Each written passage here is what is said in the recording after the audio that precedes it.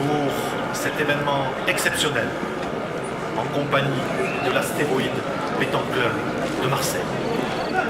Aujourd'hui, le 2 août 2052, on sent beaucoup de tension autour de nous. Dylan Rocher, le multiple champion du monde de pétanque, va tenter de remporter la première médaille d'or olympique.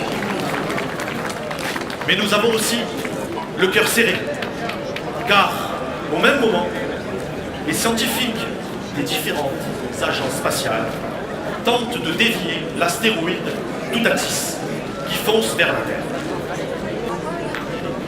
Nous serons d'ailleurs bientôt en contact avec l'agence spatiale européenne pour suivre les opérations. En attendant, il était hors de question pour le comité international olympique d'annuler cette grande finale.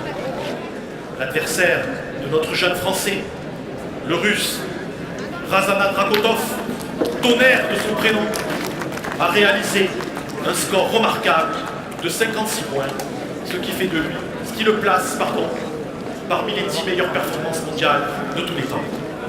Pour ceux qui ne le connaissent pas, la plupart des adhérents de l'Astéroïde Pétanque Club de Marseille sont des fans de pétanque, mais aussi d'astronomie, comme par exemple Jean-Pierre Luminet,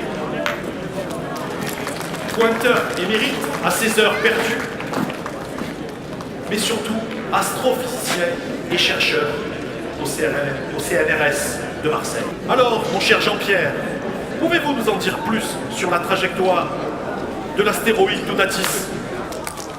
Oui, cher Marian, l'astéroïde Toutatis fonce vers la Terre de façon inquiétante. Toutatis pointe désormais vers notre planète comme une boule de pétanque vers son cochonnet.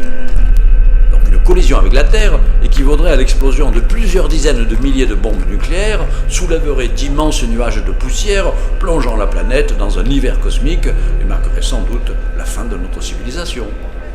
Mais comment nous allons dévier cet astéroïde aujourd'hui? L'affaire se complique à cause de la rotation bizarre de Toutatis. Vous savez que la grande majorité des astéroïdes et même des planètes tournent sur eux-mêmes autour d'un seul axe, un peu comme des boules de pétanque frappées sur le côté.